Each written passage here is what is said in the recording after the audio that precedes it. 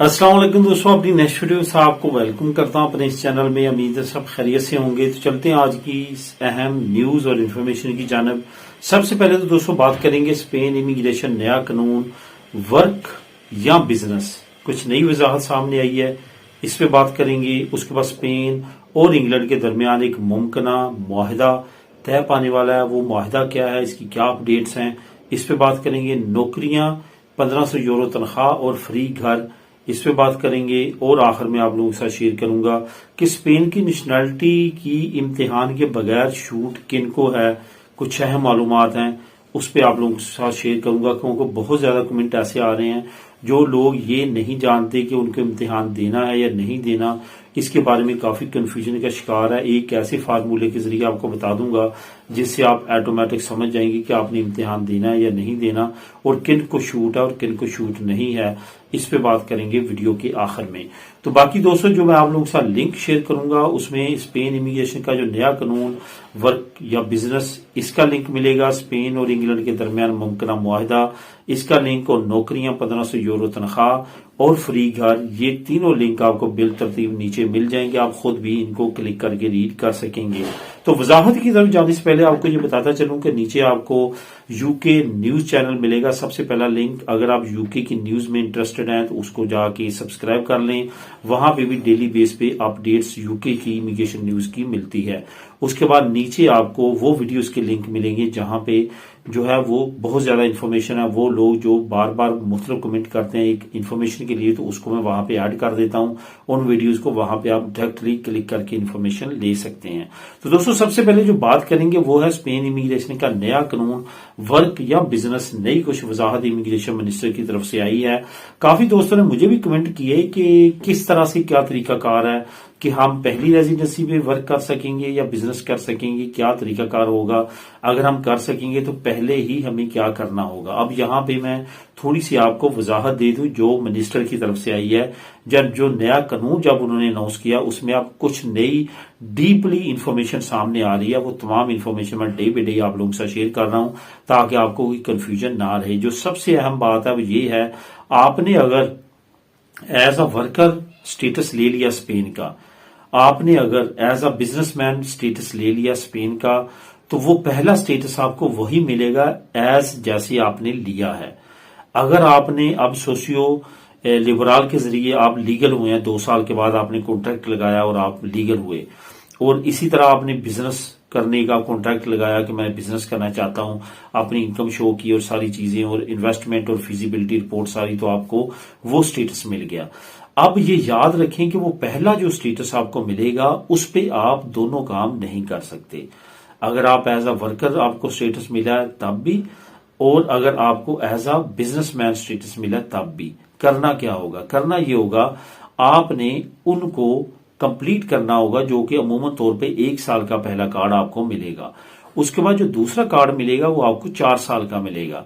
4 साल का वर्कर को मिलेगा, 4 साल का बिजनेसमैन को मिलेगा। उस पे फिर आप अपनी रजामंदी से बिजनेस भी कर सकते हैं, काम भी कर सकते हैं, और जो बिजनेसमैन है वो काम भी, अपना कारोबार भी कर सकता है।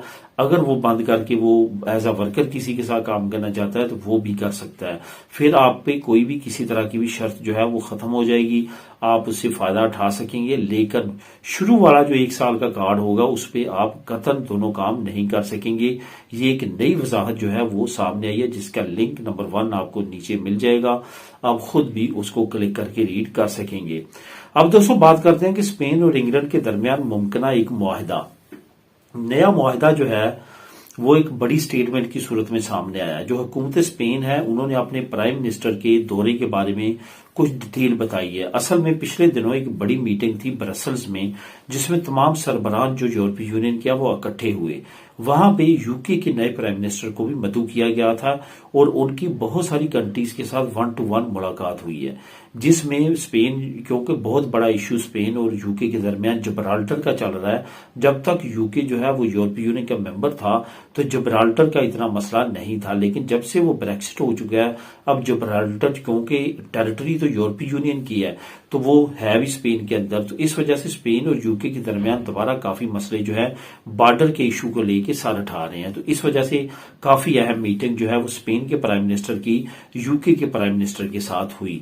तो उस वक्त वहां पे कुछ अहम मुलाकात ये जो हुई है, इसमें कुछ अहम बातें डिस्कस की गई हैं, जिसमें स्पेन के प्राइम मिनिस्टर ने एक बड़ी तजवीज दी है यूके के प्राइम मिनिस्टर को। वो तजवीज ये दी है कि जो फ्री मोबिलिटी प्रोग्राम है उसको लॉन्च कर दिया जाए स्पेन और यूके के दरमियान। कुछ इस तरह लग रहा है कि यूके जो है आने वाले वक्त में तमाम यूरोपीय यूनियन के साथ इस तरह का मुआहदा करने वाला है, क्योंकि इस वक्त बहुत ज्यादा ममालिक के साथ यूके जो है वो फ्री मोबिलिटी प्रोग्राम लॉन्च कर चुका है। ये असल में फ्री मोबिलिटी प्रोग्राम क्या है, इस पर मैं ऑलरेडी आज से 2-3 दिन पहले वीडियो बना चुका हूं, लेकिन दोबारा से मैं आपको ओवरव्यू इसका दे देता हूं। असल में फ्री मोबिलिटी प्रोग्राम जो यूके का है, इसमें यह है कि जिस मुल्क के साथ मुआहदा किया जाता है उस मुल्क के जो नौजवान हैं 18 से लेके 30 साल की उम्र के दरमियान, वो फ्रीली यूके में और यूके के उस मुल्क में जाके पढ़ सकते हैं, ट्रेनिंग कर सकते हैं, जो बेसिक जॉब होती है एजुकेशन कंप्लीट करने के बाद वो ले सकते हैं, रह सकते हैं, कोई भी उनके दरमियान प्रॉब्लम नहीं होगी। वो सर्च जॉब के सिलसिले में ट्रेवल कर सकते हैं और एज अ ट्रेनी और एज अ जो जॉब सीकर फर्स्ट होते हैं, कुछ 6 महीने 3 महीने वो कर सकते हैं। कोई भी उनको स्पेशल वीजा नहीं लेना पड़ेगा या वर्क परमिट नहीं लेना पड़ेगा। ये फायदा सबसे बड़ा यूथ मोबिलिटी प्रोग्राम का। तो जो स्पेन के प्राइम मिनिस्टर ने ये तजवीज पेश की यूके के प्राइम मिनिस्टर को, तो उन्होंने इस पे ना तो इनकार किया और ना ही इस पे उन्होंने हामी भरी। उन्होंने खामोशी इख्तियार की और इसको पोस्टपोन कर दिया नेक्स्ट मरहले में। इट्स मीन कि आने वाले वक्त में, जो कि अभी नेक्स्ट मंथ एक बहुत बड़ी मीटिंग होने वाली है यूरोपीय यूनियन यूके के दरमियान, और उसमें कुछ एग्रीमेंट्स तय पाएंगे। अभी रिसेंटली उन्होंने जर्मनी के साथ मुआहदा कर लिया फ्री ट्रेड का। तो इस तरह के मुआहदे जो है आने वाले वक्त में सामने आ सकते हैं, और इसमें ये यूथ मोबिलिटी प्रोग्राम पूरी यूरोपीय यूनियन के साथ यूके शुरू कर सकता है, स्पेशली स्पेन के साथ। तो इस सिलसिले में काफी अच्छी अपडेट है, जिससे आम आवाम को काफी ज्यादा फायदा होगा। अब दोस्तों बात करते हैं नौकरियां। 1500 यूरो की तनख्वाह मिलेगी, फ्री घर मिलेगा। मुख्तलिफ स्पेन के विलेजेस हैं जहां पे आबादी बहुत कम है, लोग जाना पसंद नहीं करते, वहां पे के नौजवान वहां से निकल चुके हैं, वहां पे बूढ़ों की तादाद ज्यादा है, वहां पे मुख्तलिफ जॉब्स अवेलेबल हैं जिनकी सैलरी अच्छी है। आपको फ्री घर मिलेगा, क्योंकि वहां की पॉपुलेशन कम होने की वजह से बेशुमार उन एरियाज में घर खाली पड़े हैं। तो आप वहां पे जाके रह सकते हैं फ्री ऑफ कास्ट, साथ ये जॉब भी कर सकते हैं। ये एक बड़ी अपॉर्चुनिटी और बड़ी अपडेट्स है, खास तौर पे उन दोस्तों के लिए जिनको घर नहीं मिल रहे और जिनको जॉब नहीं मिल रही। वो दोनों चीजों को एक जगह पे ले सकते हैं। इसकी लिंक आपको नीचे में लिंक नंबर 3 जो है वो मिल जाएगा, आप इसको क्लिक करके खुद भी रीड कर सकेंगे। काफी अच्छी अपडेट है, लाजमी तौर पे इसके बारे में जानिएगा, और जो दोस्त इंटरेस्टेड हैं लाजमी तौर पे इसको ट्राई करें। अब दोस्तों बात करते हैं कि स्पेन नेशनैलिटी इम्तिहान के बगैर कौन ले सकते हैं, इसमें छूट किनको है। बहुत सारे कमेंट ऐसे आते हैं कि मैं वाइफ की बेस पे मुझे तरहीता कम्युनितारिया मिल चुका है, अब क्या मैं 1 साल के बाद नेशनैलिटी ले सकता हूं? अगर ले सकता हूं तो क्या मुझे भी लैंग्वेज एग्जाम देना पड़ेंगे? इसी तरह कुछ और है कि मेरे वालिद साहब जो हैं उन्होंने मुझे वर्क परमिट में बुलाया है, मेरी उम्र 18 साल से ज्यादा थी, तो अब मैं यहाँ पे काम कर रहा हूं, तो क्या मैं जब मेरा टाइम पूरा होना है, क्योंकि मेरे वालिद साहब ने बुलाया, तो क्या मैंने इम्तिहान देना है तो तभी मैं नेशनैलिटी ले सकूंगा? इस तरह के बेशुमार और कमेंट आते हैं जिसमें नेशनैलिटी के और इम्तिहान के बारे में क्वेश्चन किया जाता है। ये याद रखें दोस्तों, एक फार्मूला आपको मैं बता देता हूं कि अगर आप नाबालग हैं, 18 साल से कम उम्र के हैं और आप अपने पेरेंट्स की बेस पे नेशनैलिटी ले रहे हैं, तो आपको जरूरत नहीं है किसी भी लैंग्वेज कोर्स की, कोई भी किसी तरह की भी प्रॉब्लम नहीं है। ना आपने CCSE का एग्जाम देना, ना ही दिल या दोस्त का देना है, कोई किसी तरह का लैंग्वेज कोर्स आपने नहीं करना। आप डायरेक्टली जो है स्पेन की नेशनैलिटी ले सकते हैं, क्योंकि ये रिलेशन बेस आपको नेशनैलिटी मिल रही है अपनी पेरेंट्स की बेस पे लेकर।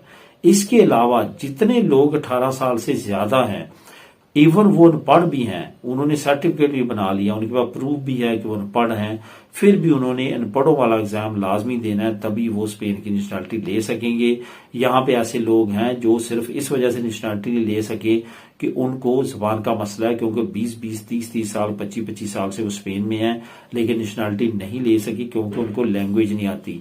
इस वजह से ये चीज जहन में रखेंगे, 18 साल से अगर आप ऊपर हैं, आपके पास कोई भी स्टेटस है, कोई भी स्टेटस में कोई फर्क नहीं है, आपने स्पेन की नेशनलिटी लेनी है तो आपको लाजमी तौर पे लैंग्वेज एग्जाम देना पड़ेंगे, वरना आप नहीं ले सकेंगे। छूट सिर्फ और सिर्फ उनको है जो 18 साल से कम उम्र के बच्चे हैं। तो दोस्तों ये थी आज की अहम न्यूज और इन्फॉर्मेशन। मिलेंगे नेक्स्ट वीडियो में नई अपडेट्स के साथ। अल्लाह हाफिज।